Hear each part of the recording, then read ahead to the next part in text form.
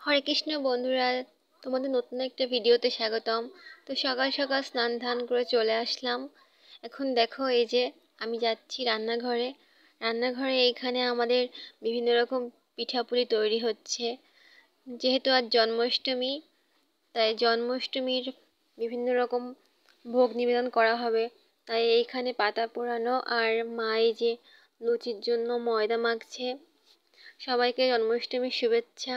আর এই যে আমি এইখানে বড়া করব, তার জন্য একটুখানি মাখিয়ে নিচ্ছিলাম আর মা আমাকে বলে বলে দিচ্ছিল কিভাবে কি করতে হয়, কারণ আমি তো এইভাবে কখনো কাজ করি না।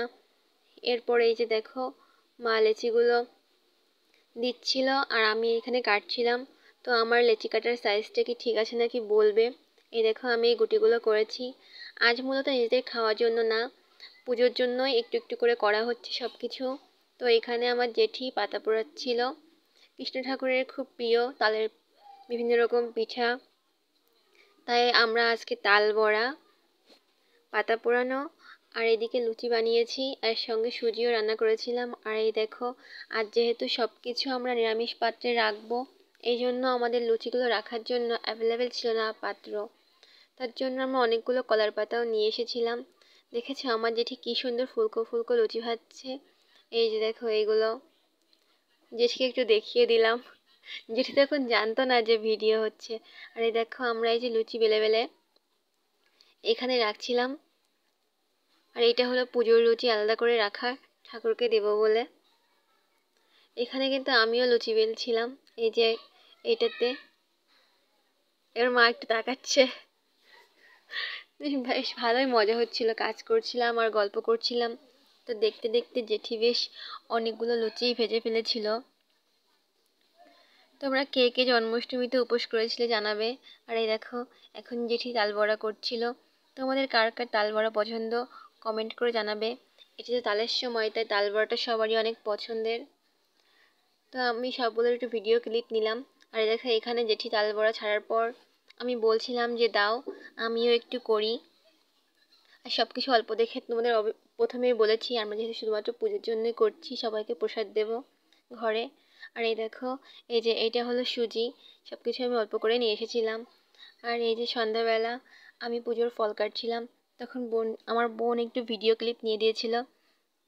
আমাদের ঘরে যেহেতু রাধাকৃষ্ণ ঠাকুর আছে, তাই আমরা রাধাকৃষ্ণ ঠাকুরকেই আজকে ভোগ নিবেদন করব। আমি জানি না আমি পুজো ঠিক কতটা ভালো করতে পারি, কিন্তু আমি এটুকু মানি যে সৃষ্টিকর্তাকে মন থেকে ডাকতে পারলে তাকে যেভাবে পুজো করা হোক সে তাতেই সন্তুষ্ট হবে।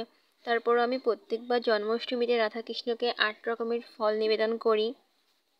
আর এই লুচি সুজি এগুলো সবই থাকে। তো দেখো এই যে আমার ঘরে রাধাকৃষ্ণ ঠাকুরের পিকচার আছে, তো আমি এটাকেই ভক্তি করে পুজো করি।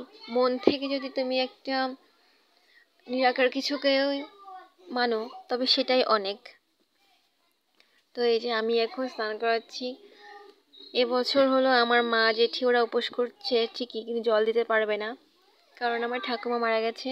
তাই ওদের হলো কাল অসুচ। আর ঘরে যেহেতু আমি নিত্য পুজোর মতন পুজো করছি, তাই আমরা এটা করতে পারবো।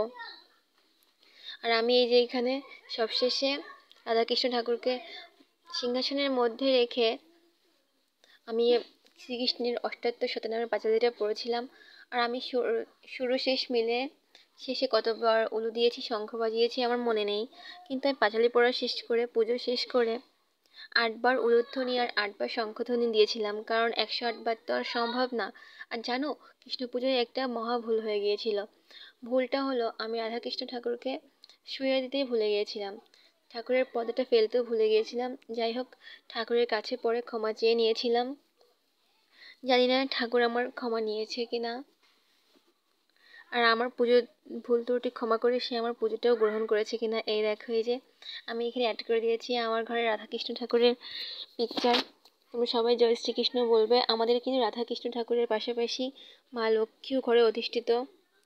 এই দেখো এই যে এটা আমার পুজোর একটা ছবি। আর এরপর আমি নিজের একটু ছবি তুলে নিচ্ছিলাম, কারণ যেহেতু আমি রাধা রাধা সাজতে চেয়েছিলাম, কিন্তু পরে মনে পড়ছে যে হাতে একটু লাল আলতা দিলে ভালো হতো, কপালে সাজলে ভালো হতো।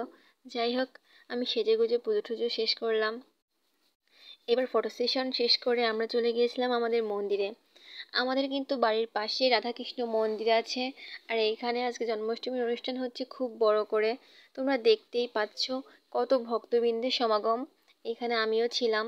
তো আমাদের মন্দিরে অনেক সময় বসে কৃষ্ণর কথা হচ্ছিল। কৃষ্ণ কথা শুনলে মন প্রাণ ভরে যায়। এরপর একটা দাদা বাসুদেব সেজে শ্রীকৃষ্ণকে নিয়ে এসলো আমাদের মাঝে। আর এই দেখো, এই যে এখন গোপাল ঠাকুরকে জল ঢালা হচ্ছে। আমরা সবাই গোপালকে স্নান করিয়েছি। গোপালকে স্নান করিয়ে নতুন জামা কাপড় পরিয়ে আমরা তাকে পুজো করছি। পুজোর অনেক ভুল ত্রুটি আছে আমরা সবাই জানি, তবু আশা করি সে ক্ষমা করে দেবে। তো শুভ জন্মাষ্টমী সবাই।